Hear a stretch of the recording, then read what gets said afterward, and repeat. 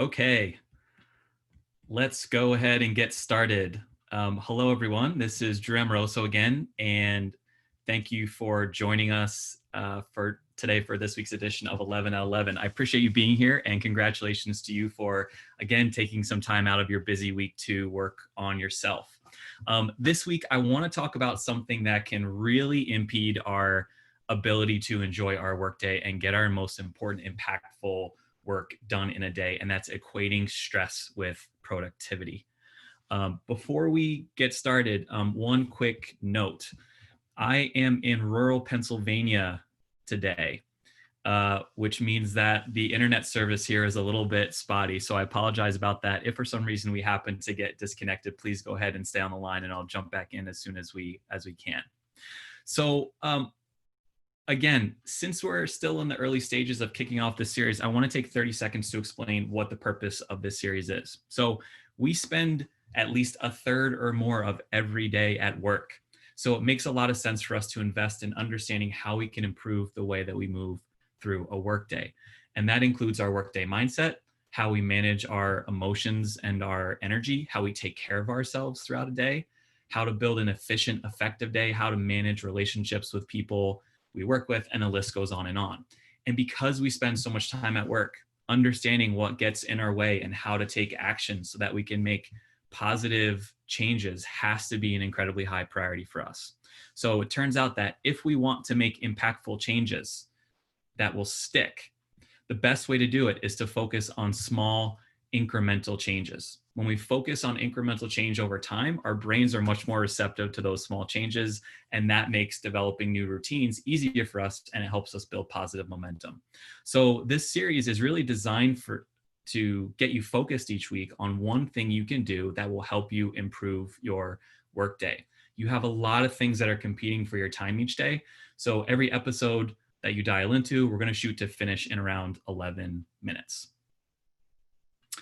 As we move through the episode today, if you have a question, you can submit it by clicking on the chat button at the bottom of your screen. Or if you want to ask a question live, just go ahead and let me know that you want to ask it live. I intentionally set this up so that we could see one another's faces and have this feel more like a discussion. So if you feel like you want to ask your question out loud in front of the group, please go ahead and do that. I would encourage you to also put your video on. You don't have to, so no pressure, but that also just makes it feel like more of a group discussion instead of a presentation. So I just wanted to suggest that as well. Okay, I want to talk today about a story that we've been told our entire lives about what it means to engage in work. And here's what that story is. We've been taught that work must be hard. We've been taught that everything we do has to be hard. We've heard phrases like no pain, no gain, work is a grind, things like that. And when we hear success stories of people who have achieved amazing things, part of the story is always that they pushed and they pushed and they pushed and they pushed, and that at the heart of their success was their willingness to sort of suffer and to sacrifice. So we've been taught to believe that we have to sacrifice and suffer in order to get ahead and in order to accomplish the things that we want to accomplish. And because we've been taught those messages, our brain automatically assumes that in order to get anything meaningful done in a workday, in order to get anything done, it has to be hard, right? We've been taught that in order to get anything meaningful done, it has to be hard, right? There has to be some sort of sacrifice involved. There has to be some sort of suffering at the heart of that progress. This belief also leads to the feeling that if we're enjoying what we're doing, we might not be doing the right things, right? In other words, if I feel happy during the workday, maybe it's because I'm taking it too easy, right? I'm not working hard enough. I'm slacking. I'm not trying, right? I'm not pushing myself hard enough. We also tend to look to other people around us and take cues from them about how we should be feeling and acting during our workday. We don't want anyone to think that we're not working hard or to perceive us in a certain way.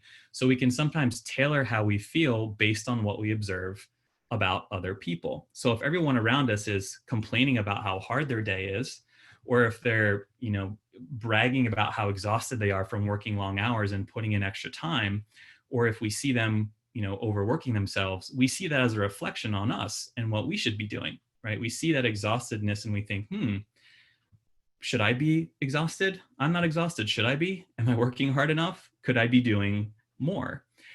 And the result of that is, even in those moments when we do experience happiness in our day, or we do feel balance and in a good state of mind, our mindset can sometimes try to pull us back and say, okay, you took it easy on yourself, but it's time to buckle down, and now you have to get back to work. So whatever you've been doing is a little too easy, so you must not be working hard enough, right? We literally beat up on ourselves if we feel like things are too easy.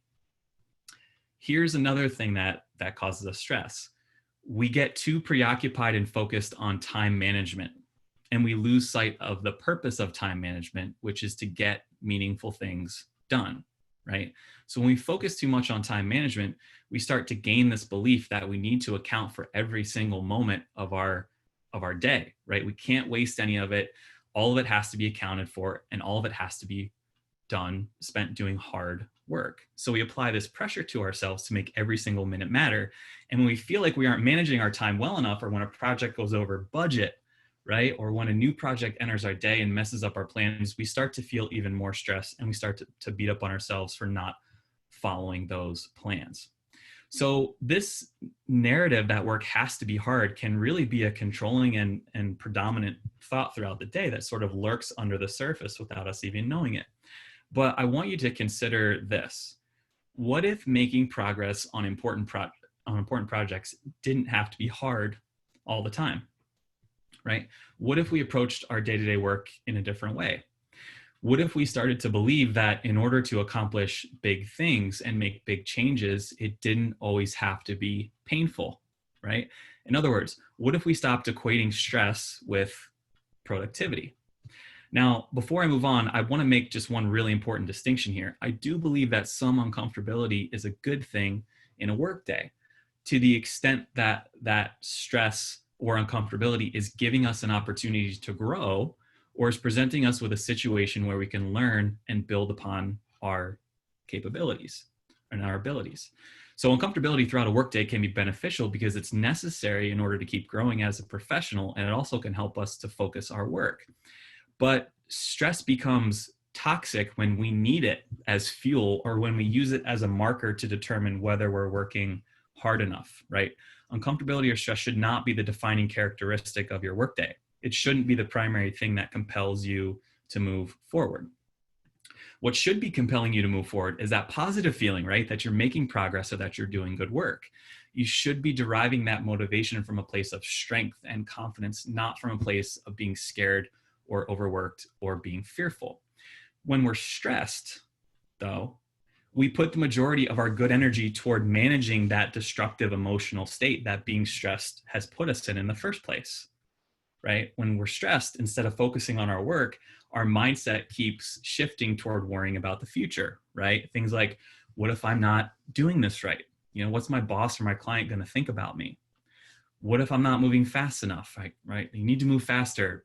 So-and-so, my colleague so-and-so wouldn't be taking this long to get this done. They'd probably have it done already, right?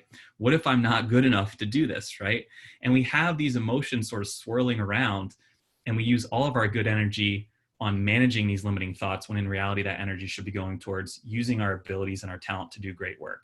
Right? We spend all of our good energy telling ourselves stories about the future and our abilities that just aren't true. And when you put this pressure on yourself, you're actually hindering your ability to do the great work you know how to do. So what we have to realize is that stress takes a huge toll on us mentally and physically. So I want you to recognize that we don't need stress throughout our day in order to make significant progress. We don't always have to be rushing around and going at 100 miles per hour to get things done. There's a lot of value in slowing down and spending time to be deliberate about the work that we do throughout the day. It's okay to not fit every single waking moment of your workday with stressful work.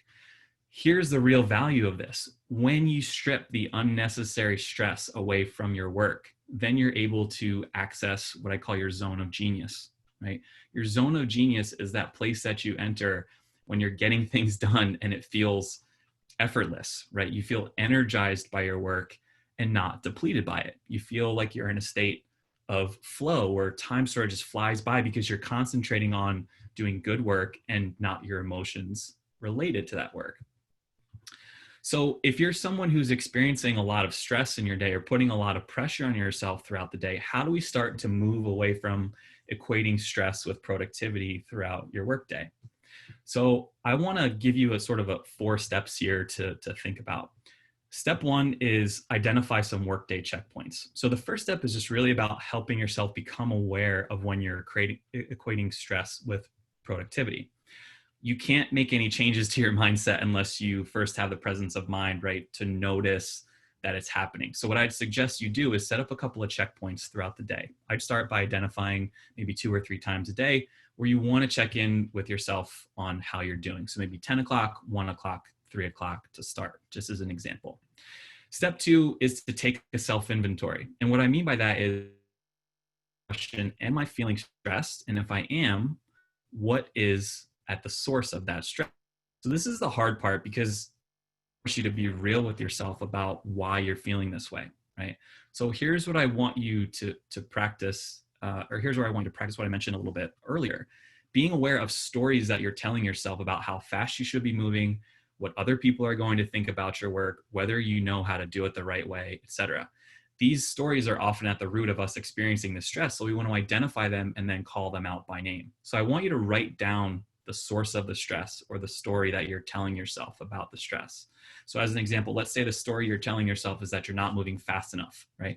I should be doing this faster. If someone else on my team was doing it, they'd have gotten it done faster than me, right? This is a common one we tell ourselves. And ironically, it's not our ability to do the work that's impeding our progress. It's the fact that we're replaying the story over and over in our mind that's actually the thing that's making us move a lot slower. So step 3 is a simple one. Take a couple of deep breaths. And what we're trying to do here is just physically process some of that stress and get you back to being focused on your breath.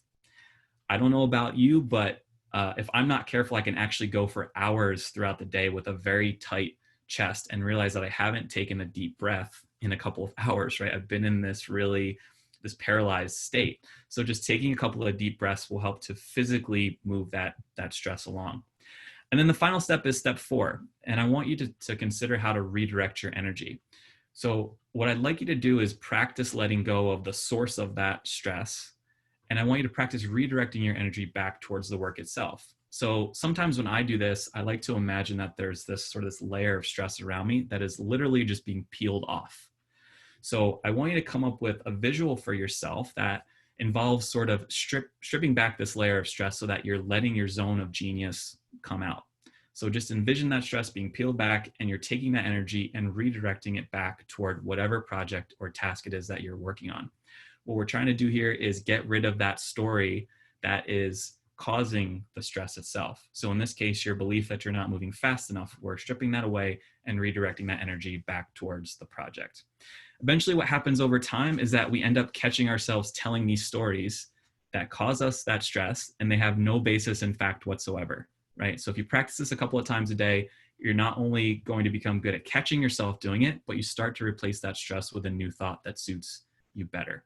So to recap, the steps here are: number 1, identify a workday checkpoint. Step 2, take an inventory so that you can identify the story that you're telling yourself that's at the heart of that stress. Step 3, take a few deep breaths so that you can start to physically move that stress along.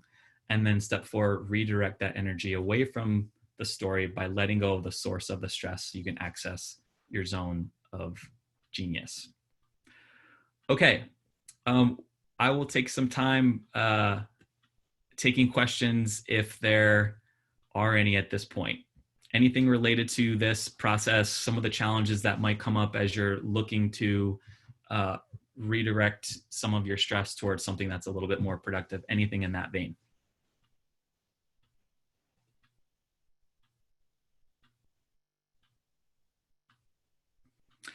Okay, seeing no questions, we will leave it there for today. Thank you again for joining, everyone. I would love to connect with you and get your help spreading the word about this series. So if you could share it with a friend or give us a shout out on social media, that would be awesome. I would really appreciate it. I've got our tags here at the bottom of the screen. Let's connect on Instagram, Twitter, LinkedIn. Our next episode is next Monday at the same time. I will see you then. Go have a great workday. Thanks, Drew. You're welcome.